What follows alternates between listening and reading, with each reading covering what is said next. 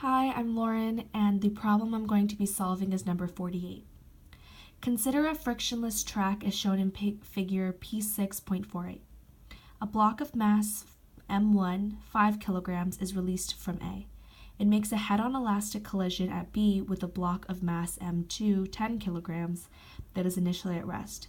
Calculate the maximum height to which M1 rises after the collision. And they give you this corresponding graph.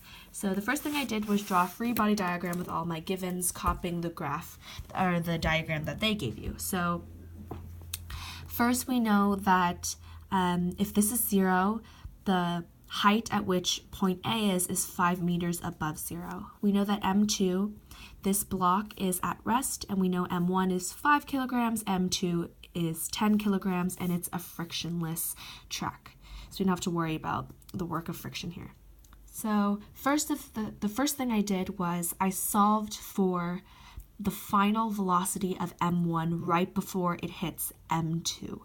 So what I did was I plugged it into the conservation of mechanical energy formula for block A. So we know that the energy here is going to be the same as the energy here. And so I am right now, because it's initially at rest, it's 5 meters above the ground, and I just solved for mgh. However, when it's right there, right before it's about to hit M2, it's now at 0, which means that there's only kinetic energy, no potential energy. So then I solved for V. And solving this equation, you get that the velocity right at that point, before it hits M2, is 9.899 meters per second. So armed with that, I now looked for the formula for elastic collision, or the conservation of momentum. Because it's a head-on elastic collision, there's no momentum that's lost, so it's the same on either side. So that's the formula right here. However, we know that because M2 starts at rest, there's no initial velocity, so we can just cross out this because it's going to be 0. I isolated this variable v2f, which is the velocity of this after it's hit, and then I moved all the other variables to the other side.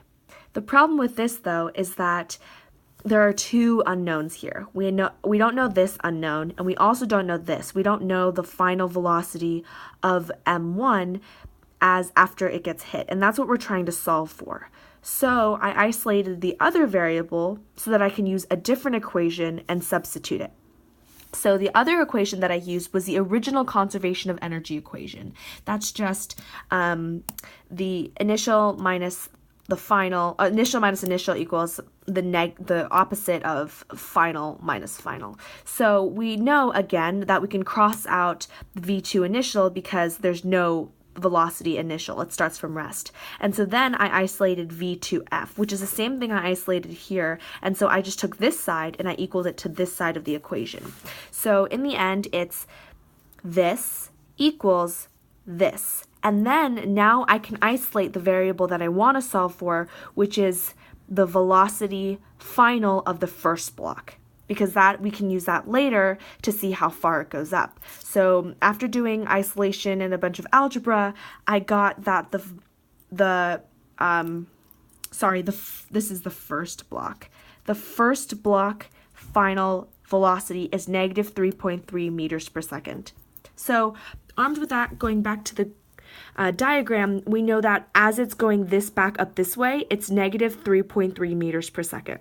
That's perfect because then we can go full circle and we can use our conservation of mechanical energy for block 1 like we used in the beginning, and we know that the energy at A, which is now it's at the bottom part of the diagram, it's just kinetic energy because there's no potential energy, equals what we're trying to solve for, which is h, so how far it goes up, which at that point it would only be potential energy. There would be no kinetic energy because it goes as far as possible. So then the masses cancel out, and I know that the velocity we already solved for is negative 3.3 meters per second. That's squared, so the negative goes away. And if you isolate h, we know that block 1 after this elastic collision will go up 0.5556 meters.